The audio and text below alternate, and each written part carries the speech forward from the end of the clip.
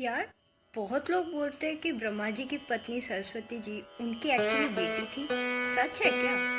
क्या सरस्वती से शादी होने के पहले उन्होंने किसी से शादी की थी? नहीं। फिर तो उस हिसाब से वो कोई बायोलॉजिकल प्रोसेस से पैदा ही नहीं हुई थी। पर ब्रह्मा जी ने उन्हें बनाया था ना, तो उस हिसाब से वो उनके पिता हो गए।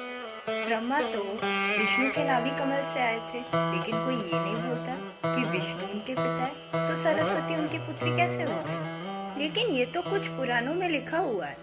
उन ग्रंथों में इन्वेडर्स ने मिलावट की थी ताकि वो हिंदुइज्म को नीचा दिखा सके।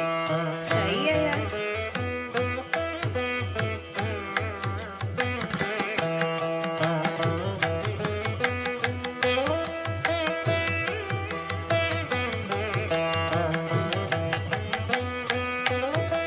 Once, the great sages gathered debating among Brahma, Vishnu, and Shiva, who is the supreme deity.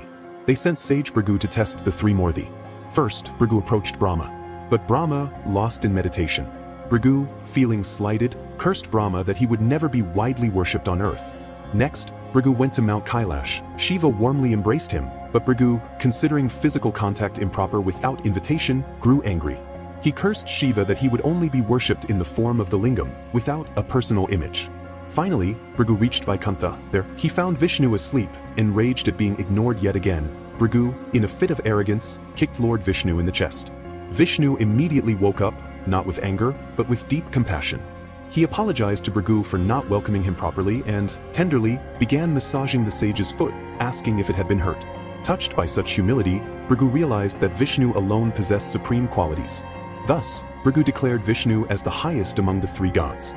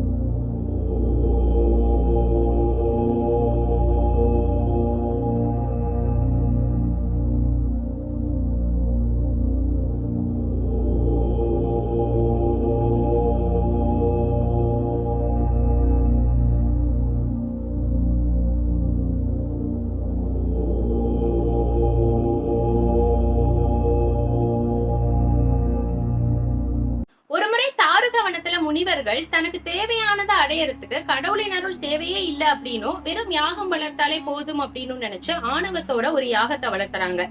பிரம்மாவினுடைய 5வது தலையை கொய்ததுனால சிவபெருமானுக்கு பிரம்மஹத்தி தோஷம் ஏற்படுது. இதனால அவரு பிக்ஷாடனா ஆகிறாரு.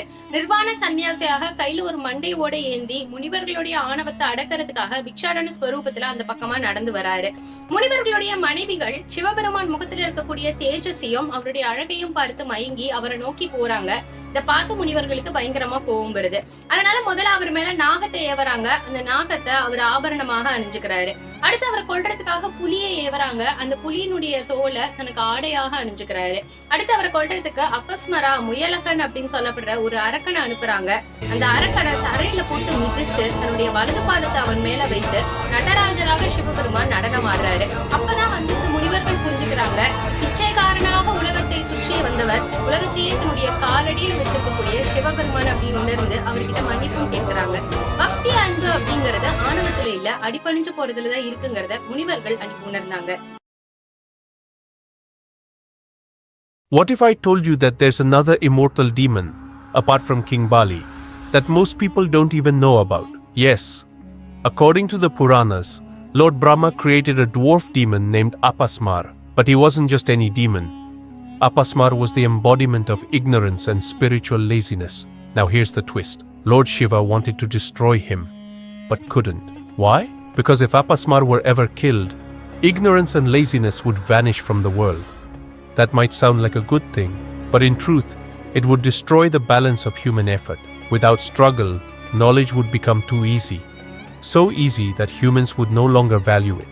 So instead of destroying him, Lord Shiva took a different path. He manifested as Nataraj, the cosmic dancer, and eternally subdued Apasmar by pressing him under his foot. This divine symbolism reminds us, before attaining true knowledge, we must first conquer our own laziness, ego, and ignorance. What do you think? Was Shiva right in not killing Apasmar? Comment below and share your thoughts.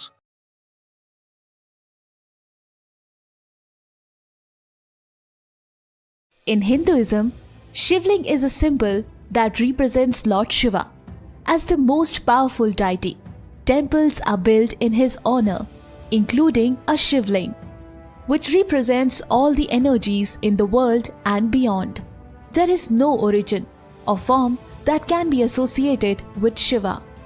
Humans need a symbol to worship. So, the Ling was created. Ling means symbol. For example, if someone used a stethoscope, it could identify that person is a doctor. A ling is just a symbol to identify something. This symbol we call Shivling has a scientific explanation. Shivling consists of 3 parts. The bottom, that has 4 sides, remains underground. The middle part, that has 8 sides, remains on a pedestal. The top, which is actually worshipped, is round. The height of the round part is 1/3 of its circumference. The 3 parts symbolize Lord Brahma in the lower part, Lord Vishnu in the middle, and Lord Shiva in the upper part. The pedestal is provided with a passage to drain the water that poured on the top. Lingam symbolizes the creative and destructive power of Lord Shiva and the devotee attribute great holiness to him. This does not mean that others should give a false meaning to the image of Shivling. It is unfortunate that Western scholars have mistakenly associated this lingam with the phallus, a male sexual organ, and have seen obscenity in worship. As it is described that Lord Shiva has no form, it is ridiculous to claim that lingam represents a phallus. That is why Swami Vivekananda described Shivling as a symbol of eternal Brahman. Hinduism does not oppose science. It doesn't even oppose other religions. Science is a continuous effort to discover and increase human knowledge of the physical or material world through experiments and observations. But Hinduism has the strength to provide answers to certain problems that science has not been able to solve. Shivling represents the entire cosmos, and the cosmos in turn is represented as a cosmic egg. Again, an egg is an ellipsoid that represents neither a beginning nor an end. The truth behind the scientific research conducted by scientist Niels Bohr shows that the molecules are made up of atoms that consist of protons, neutrons, and electrons, which play a vital role in the composition of Shivling. In those days, instead of using those English words such as protons, neutrons, electrons, and energy, ancient sages used words such as Lingam, Vishnu, Brahma, Shakti, etc. Since Sanskrit was the dominant language in those periods, Sheikh Vyas, the author of Mahabharat, mentions that Lord Shiva is smaller than subatomic particle like proton, neutron and electron. At the same time, he also mentions that Lord Shiva is greater than anything greatest. Shivling is not just a simple symbol. Our rishis wanted to send a message to the masses that they can see the smallest form of nature in the form of Shivling. Shivling represents the atomic structure. In our atomic structure, there are protons and neutrons, surrounded by electrons that spin rapidly. An examination of the image of Shivling in the context of Bohr's model would demonstrate the surprising truth that Brahma created the world. Shivling demonstrates the behavior of protons, electrons, neutrons and energy. Lord Vishnu means proton with a positive electric charge. Lord Shiva means neutron without an electric charge. Lord Brahma means an electron with a negative electric charge. Shakti is represented by an oval-shaped disc with 3 ridged carved on its periphery. She is energy and plays a vital role in the universe. If we look at Lord Vishnu's portrait, a lotus that emerges from Lord Vishnu's navel is depicted and Lord Brahma is shown sitting on the lotus. Lotus means energy that has the force of attraction. The lotus stem can bend due to its flexibility, indicating that Lord Brahma moves around Lord Vishnu. This is a message that the electron is attracted to the protons due to the opposite electrical charge. In addition, neutron is represented as Lord Shiva, which has no charge. The nucleus of the atom also contains neutrons. Neutrons are about the same size as protons, but they have no electric charge. Neutrons are very close to the nucleus of the atom with protons. When the nucleus of the atom contains as many as protons and neutrons, the atom is stable. Similarly, the ancient sages have suggested that when Lord Shiva is not disturbed and separated, he remains calm. Lord Shiva keeps calm because Shakti takes the form of Renuka. The energy that forms the molecule is denoted by their valency, which in Sanskrit is Renuka. Renuka is one that produces Renu, or a molecule. 2 atoms from a molecule. Therefore, the ancient Hindu sages brought the idea of Shakti as Lord Shiva's wife and as part of Lord Shiva and dance around Lord Shiva all the time.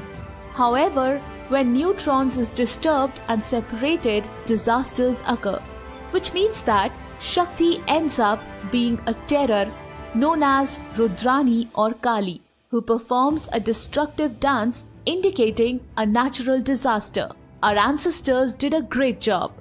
But as time went by, the true meaning was lost, leaving behind the traditions and literature which we can study. We must study all the ancient literature which we can study. We have to study all the literature and ancient traditions to revitalize knowledge. Thank you so much guys for watching our video. Do like, comment and share if you haven't already. வணக்கம், நான் அருண் பேசுகிறேன். இன்றைக்கி நம்மளுடைய காணொலியில் எதை பற்றி பார்க்க போகிறோம்னு பார்த்தீங்கன்னா, நடராஜர் சிலையில் இருக்கக்கூடிய அறிவியல், அதை பற்றி நம்ம பார்க்க போகிறோம். இந்த உலகத்திலே மிகப்பெரிய ஃபிசிக்ஸ் லெபராட்டரி அப்படின்னு சொல்லக்கூடிய ஜெனீவாவில் இருக்கிற லேபில் நடராஜர் சிலையை வச்சுருக்காங்க. அதற்கு பலர் பல குறிப்புகள் சொல்கிறாங்க. அதில் எல்லாரும் சொல்கிற ஒரு காமனான குறிப்பு என்னென்னு பார்த்தீங்கன்னா, இந்த உலகத்தில் இருக்கிற மைய காந்த பகுதியில் தான் நடராஜருடைய கட்டவரல் பதிஞ்சிருக்கு அப்படின்னு சொல்கிறாங்க. இது அறிவியல் பூர்வமாகவும் ப்ரூவ் பண்ண ஒரு விஷயம். அது மட்டும் இல்லைங்க, இந்த ஒட்டுமொத்த நடராஜர் சிலையில தான் இந்த உலகத்தோட பிரபஞ்சத்தோட அமைப்பே இருக்கு அப்படின்னு சொல்றாங்க. அதற்கு பல சான்றுகள் கொடுத்தாலும் இந்த காணொலியில ஒரே ஒரு கூற்று மட்டும்தான் நம்ம பார்க்க போறோம். அது என்னன்னு நம்ம பார்ப்போம் வாங்க. இந்த காணொலிக்கு போறதுக்கு முன்னாடியே நான் ஒரு விஷயம் உங்ககிட்ட சொல்லிடுறேன். நீங்க எந்த மதத்தை சார்ந்தவராக இருந்தாலும் அந்த கடவுள் நம்பிக்கையை கொஞ்ச நேரம் ஒதுக்கி வச்சுக்கோங்க. ஏன்னா இது முற்றிலுமா சயின்ஸ் பாயிண்ட் ஆஃப் வியூவில் நம்ம பார்க்க போகிறது. அதற்கு முன்னாடி இந்த சிலையோட ஒரு சின்ன வரலாறு மட்டும் சொல்லிடுறேன். இந்த நடராஜர் சிலை யார் செஞ்சாங்கன்னு பார்த்தீங்கன்னா சோழர்கள் தான் செஞ்சாங்க. அதாவது தமிழர்கள் தான் செஞ்சாங்க. அதுவும் எவ்வளோ நூற்றாண்டுகள்னு பார்த்தீங்கன்னா 5 நூற்றாண்டுகள் இந்த சிலைக்காக உழைச்சிருக்கிறாங்க. அதாவது எப்படி வரணும், இதில் எப்படி அறிவியலை திணிக்கலாம், அந்த அறிவியலை திணிக்கும் போது இதற்கெல்லாம் மூலமானது சிவன் தான் அப்படின்னு சொல்லணும். ரொம்ப காம்ப்ளிகேட்டடான ஒரு ஆர்ட். ஆனால் இருந்தாலும் இதை ஒரு சிற்பி மட்டும் பண்ண கிடையாது, 5 நூற்றாண்டுகள் கடந்து சிற்பிகள் இதை வடிச்சிருக்கிறாங்க. 5 நூற்றாண்டுகள்னா கொஞ்சம் யோசிச்சு பார்த்துக்கோங்க, கிட்டத்தட்ட 7 தலைமுறைகளாவது மாறி போயிருக்கணும். அதுவும் மன்னர் வரிசையில் பார்த்தீங்கன்னா கிட்டத்தட்ட 10 மன்னர்களாவது கடந்து போயிருக்கணும். இந்த உலகத்தில் இன்னைக்கு எங்கே நடராஜர் சிலை காணப்பட்டாலும் அது தமிழனுடைய படைப்பு தான் அப்படின்னு சொல்றதுல ஒரு பெருமையும் இருக்கு, அதில் ஒரு உண்மையும் இருக்கு. பொதுவாக கோயிலில் போய் இந்த நடராஜர் சிலை என்ன அமைப்புன்னு கேட்டிங்கன்னா அவங்க சொல்ற பதில் என்னன்னு பார்த்தீங்கன்னா படைத்தல், காத்தல், அழித்தல். இதற்கு 3 தெய்வங்கள் இருக்கு. படைத்தல் பிரம்மா, காத்தல் விஷ்ணு, அழித்தல் சிவபெருமான். ஆனால் இந்த நடராஜர் சிலையை பொறுத்த வரைக்கும் இந்த 3 விஷயங்களும் நடராஜர் ஒருத்தர் தான் பண்றாரு அப்படிங்கிறத உணர்த்தும். ஏன்னா ஹிந்துசம் அப்படிங்கிற அந்த ஒரு மதத்தையே நீங்க உத்து நோக்குனீங்கன்னா அதுலேயே சொல்லப்படும் பிரம்மா, விஷ்ணு, சிவன் இவங்க 3 பேரையும் படைத்ததை சிவபெருமான் தான் அப்படின்னு சொல்லி வரும். அப்படி இருக்கும்போது படைத்தல், காத்தல், அழித்தல் அது சிவன் தானே. இந்து மதத்தின் ஒட்டுமொத்த அடையாளமாக நடராஜர் சிலை நிற்குது அப்படிங்கிறதுல எந்த ஒரு மாற்று கருத்துமே கிடையாது. இப்போ இதை அறிவியல் சார்ந்து அணுகுவோம். பண்டைய காலங்கள்ல இருந்து பஞ்சபூதங்கள்ல தான் மனுஷன் கடவுளா வணங்கினா அப்படிங்கிறது எல்லா சிவிலைசேஷன்லயும் ஒத்துக்கிற ஒரு விஷயம், எல்லா வரலாற்று ஆசிரியர்களும் ஒத்துக்கொள்ற ஒரு விஷயம். அப்ப இந்த பஞ்சபூதங்கள்னா என்னென்ன? நிலம், நீர், காற்று, ஆகாயம், நெருப்பு. இந்த 5 விஷயங்கள் தான் நம்ம பஞ்சபூதங்கள்னு சொல்லுவோம். இப்போ இந்த பஞ்சபூதங்களுக்கு ஒரு உருவம் தரணும். இந்த உருவத்தை தர்றதுக்காக ஒரு குச்சியோ இல்ல ஒரு மரமோ நட்டான். அது பூமியிலிருந்து ஆகாயத்து வரைக்கும் நீண்டுட்டு இருக்கிற மாதிரி ஒரு குச்சியை நடுறாங்கன்னு வச்சுக்கோங்களேன். சின்னதா ஒரு குழி ஒன்று தோண்டி அதுல ஒரு கம்பம் ஒன்று நட்டு பாருங்களேன். அது பூமியிலிருந்து ஆகாயத்துக்கு ஒரு கனெக்ஷன் மாதிரி தோன்றும். இதை தான் பண்டைய காலத்துல மக்கள் ஒரு கம்பம் ஒன்று நட்ட வச்சு அதை இறைவனா வழிபட்டாங்க. அதாவது இந்த கம்பம் நிலத்துல பதிஞ்சிருக்கிறதுனால நிலம், அதற்கு மேல நீர், அதற்கு மேல நெருப்பு, அதற்கு மேல காற்று, அதற்கு மேல ஆகாயம் அப்படிங்கிறத உணர்த்தும். இப்ப இந்த 5 பூதங்களை டிஃபைன் பண்ணிட்டான். அதுக்கப்புறம் தான் எனர்ஜி அப்படிங்கிற ஒரு விஷயம் அவனுக்கு தெரிய வருது. அதாவது ஆதி மனிதனுக்கு. அப்போ எனர்ஜி எப்படி டிஃபைன் பண்ணுவாங்கன்னு பார்த்தீங்கன்னா ஃபிசிக்ஸில் heat, light, sound are all form of energy அப்படின்னு சொல்லுவாங்க. அப்போ ஹீட், லைட், சவுண்ட் இந்த 3 விஷயங்கள் தான். இதை ரெப்ரசன்ட் பண்றதுக்காக ஆகாயத்துக்கும் காற்றுக்கும் நடுவில் ஒரு கம்பத்தை வைக்கிறாங்க. கிட்டத்தட்ட பார்த்தீங்கன்னா ஒரு பிளஸ் மாதிரி ஒரு சிம்பிள் வரும். இப்படிதான் எகிப்தில் உள்ளவங்களும் ஒரு பிளஸ் மாதிரி ஒரு சிம்பிளை வழிபட்டாங்க அப்படிங்கிறது வரலாற்று ஆசிரியர்கள் தரும் குறிப்பு. அதே மாதிரி கிறிஸ்துவ மதத்திலையும் பிளஸ் அப்படிங்கிற ஒரு விஷயத்த வழிபடுறாங்க. ஆனா இந்த சிலுவை வழிபாடு அப்படிங்கிறது கிறிஸ்து பிறக்கிறதுக்கு முன்னாடி இருந்தே இருக்குது அப்படிங்கிறது யாராலையும் மறுக்க முடியாத ஒரு விஷயம். இன்னும் இந்த உலகத்தில் உள்ள பல பழங்குடி மக்கள்கள் இந்த மாதிரி ஒரு கம்பமோ இல்ல கம்பத்துக்கு நடுவுல ஒரு குச்சியோ வச்சுட்டு தான் வழிபட்டுட்டு வந்துட்டு இருக்கிறாங்க. இது அத்தனையும் பஞ்சபூதங்களை தான் குறிக்குது. இந்துசம்ல கூட நீங்க எடுத்து பார்த்தீங்கன்னா சூலாயுதம் அப்படின்னு சொல்லுவோம். அதுவும் கொஞ்சம் மாடிஃபை பண்ணி பார்த்தீங்கன்னா ஒரு பிளஸ் சிம்பிள் மாதிரி தான் இருக்கும். அடுத்தது சிவலிங்கத்தை எடுத்து பார்த்தீங்கன்னா அதுவும் ஒரு பிளஸ் சிம்பிள் மாதிரி தான் இருக்கும். சில பேர் அது ஆண் குறியும் பெண் குறியும் ரெப்ரசன்ட் பண்ணுதுன்னு சொல்லுவாங்க. இன்னும் சிலர் ஒரு ஆண் குறிக்காக இவ்வளவு பெரிய கோயில் கட்டணும் முட்டாள் தானே அப்படின்னு சொல்லிட்டு முட்டாள்தனமா பேசுவாங்க. அதற்கு பின்னணி வேற ஒன்றும் கிடையாது, அரசியல் தான். நம்ம அந்த அரசியலுக்குள்ள போக வேண்டாம், அறிவியலோடையே இருப்போம். இப்ப ஸ்லைட்டா கொஞ்சம் பேத்துக்கு இடிக்கும். அது எப்படிங்க சிவலிங்கம், சிலுவை வழிபாடு, அப்புறம் எகிப்துல உள்ள வழிபாடுகள், அப்புறம் இன்னும் பழங்குடி மக்கள் வழிபாடுகள் எல்லாம் ஒன்று சேர்த்து பேசுறீங்க அப்படின்னு சொல்லிட்டு. இதற்கு தான் இந்த காணொலி ஆரம்பிக்கிறதுக்கு முன்னாடியே நான் சொன்னேன், உங்களுக்கு கடவுள் நம்பிக்கை அப்படிங்கிற ஒரு விஷயம் இருந்ததுன்னா இந்த காணொலி முடிகிற வரைக்கும் அதை கொஞ்சம் தள்ளி வச்சிருங்க. ஏன்னா இந்த காணொலியில தமிழனுடைய அறிவாற்றலும் அறிவியல் ஆற்றலையும் தான் நம்ம பார்க்க போறோம். இப்போ இந்த பஞ்சபூதங்கள் பிளஸ் எனர்ஜி இதை ரெப்ரசன்ட் பண்ணி அவன் வழிபட ஆரம்பிச்சான். இப்போ இதற்கு ஒரு உருவம் கொடுக்கணும் அப்படிங்கிற இடத்துல தான் நடராஜர் சிலை வருது. கண்டிப்பா இந்த சிற்பத்தை வடிச்சவங்க சிற்பியா மட்டும் இருந்திருக்க மாட்டாங்க, ஒரு மிகப்பெரிய பிசிக்ஸ் தெரிஞ்ச ஒரு சயின்டிஸ்டா தான் இருந்திருப்பாங்க. எதனாலன்னு பாத்தீங்கன்னா இப்போ இந்த நடராஜர் சிலையை நீங்க கரெக்டா பாருங்க. இதை சுத்தி இருக்கிற அந்த வட்டம் தான் இந்த ஒட்டுமொத்த கேலக்சி அப்படின்னு சொல்றாங்க. ஒரு காலில் ஒரு மனிதனை மிதிச்சுட்டு ஆடுற மாதிரி இந்த இடத்துல சிவபெருமான போர்ட்ரேட் பண்ணியிருப்பாங்க. இந்த கீழே ஆடுற ஒரு மனுஷனை தான் ஈகோன்னு சொல்லுவாங்க, இல்லைன்னா உயிர்னு சொல்லுவாங்க. அதாவது பொதுவா நம்மன்னு சொல்லிக்கலாம். மேலே இருக்கிற விஷயங்கள் எல்லாமே ஒரு மாயை. இந்த மாயை தான் இந்த கீழே இருக்கிற மனுஷனை கண்ட்ரோல் பண்ணுது அப்படிங்கிறத உணர்த்தறதுக்காக தான் மேலே இருக்கிற நடராஜர் இந்த கீழே இருக்கிற ஒரு மனிதன் மேலே ஆடுற மாதிரி காட்டியிருக்காங்க. இப்போ இந்த கீழே அந்த மனிதனை மிதிச்சிட்டு இருக்கிற அந்த கால் பகுதி தான் நிலம் அப்படிங்கிற ஒரு பொருளை குறிப்பிடுது. அதாவது பஞ்சபூதங்கள்ல முதன்மையாக கருதப்படும் நிலம் அப்படிங்கிற ஒரு விஷயத்தை குறிக்குது. அடுத்தது இன்னொரு கால் வந்து கொஞ்சம் தூக்கின மாதிரி இருக்கும். இது வந்து நீரை குறிக்குது.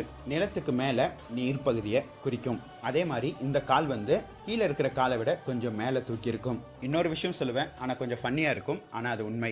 ஒரு வாய்க்கால்ல தண்ணி போயிட்டு இருக்குன்னு வச்சுக்கோங்களேன். அந்த தண்ணியை இன்னொரு பக்கம் தூக்கி விடணும் அப்படின்னா எப்படி பண்ணுவோம்? நம்ம ஒரு காலை கீழே ஊனிட்டு இன்னொரு காலால அதை இறைச்சி விடுவோம். கிராமத்தில் இருக்கிறவங்களுக்கெல்லாம் தெரிஞ்சிருக்கும். இந்த நடராஜர் சிலையில் இருக்கும் இந்த காலுடைய அமைப்பும் அதே மாதிரி தான் இருக்கும். அதாவது ஒரு நீரை இறைக்கிற மாதிரி இருக்கும். அதை தொடர்ந்து இந்த இரண்டாவது கால் வந்து நீரை குறிக்குது. அடுத்தது இன்னும் கொஞ்சம் மேலே போனா கை ஒன்று இருக்கு. இந்த கை வந்து கீழே பார்த்த மாதிரி இருக்கும். அது வந்து எதை குறிக்குதுன்னு பார்த்தீங்கன்னா காற்று அப்படிங்கிற ஒரு விஷயத்தை குறிக்குது. அதே இன்னொரு கை பார்த்தீங்கன்னா மேலே நோக்கி இருக்கும். அது வந்து ஆகாயத்தை குறிக்குது. அது மட்டும் இல்ல, இப்போ நிலம், நீர், காற்று, ஆகாயம் இந்த 4 விஷயங்கள் பார்த்துட்டோம். இன்னும் நெருப்பு மட்டும் பாக்கி இருக்கு. நெருப்பு பார்க்கறதுக்கு முன்னாடி இந்த எனர்ஜி ஃபார்மையும் இந்த சிலையில ரெப்ரசன்ட் பண்ணியிருக்கிறாங்க. அதாவது பிசிக்ஸ் படி heat, light, sound are the form of energy அப்படின்னு சொல்றாங்க இல்லையா? அப்போ ஹீட், லைட் அண்ட் சவுண்ட் அது எங்க டினோட் பண்றாங்கன்னு பார்த்தீங்கன்னா, இந்த நடராஜர் சிலையில சிவபெருமானுக்கு 4 கைகள் இருக்கும். அப்போ 2 கைகள் நம்ம பார்த்தாச்சு, இன்னும் 2 கைகள் பாக்கி இருக்கு. அதுல ஒரு கையில பார்த்தீங்கன்னா உடுக்கை அடிக்கிற மாதிரி இருக்கும். அது ஒன்றும் இல்லை, சவுண்ட் அப்படிங்கிற ஒரு விஷயத்தை உருவாக்குறது. இன்னொரு கையில நெருப்பு தகன்னு எரிஞ்சிட்டு இருக்கும். இது வந்து ஹீட்டா அப்படின்னு சொல்லி நீங்க ரெப்ரசன்ட் பண்ணீங்கன்னா அது ஹீட் கிடையாது, அது வந்து லைட்டை உணர்த்தும். எப்படிங்க? நெருப்புன்னு சொல்லும் போது அது ஹீட்டு தானே பிரதிபலிக்கும், எப்படி லைட்டை பிரதிபலிக்கும் நீங்க கேட்டீங்கன்னா அதை தமிழ்ல சொல்லி பாருங்க.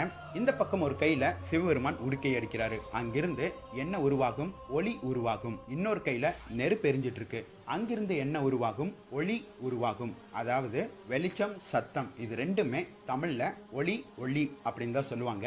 லகரம் மட்டும்தான் மாறும். இந்த சிவபெருமானை சுத்தி ஒரு பாம்பு ஒன்று சுத்திக்கிட்டே இருக்கும், அதுதான் காலம் அப்படின்னு சொல்லுவாங்க, இல்லைன்னா நேரம், அதாவது டைம். அடுத்தது பஞ்சபூதங்களான நெருப்பை பார்க்க போவோம். இந்த சிவபெருமானுடைய முக அமைப்பு வந்து ஒரு சூரியன் மாதிரி வட்டமா இருக்கும். அதுதான் நெருப்பை குறிக்கிற ஒரு விஷயம். அதாவது சூரியன், நெருப்பு இந்த இடத்துல தான் எனர்ஜியில சொல்லப்படும் ஹீட்டும் கவர் ஆகுது. அதுக்கப்புறம் சிவபெருமானுக்கு பின்னாடி இருக்கிற ஒரு தணல் மாதிரி ஒரு ரேஸ் இருக்கும், அதுதான் எனர்ஜியை பிரதிபலிக்குது.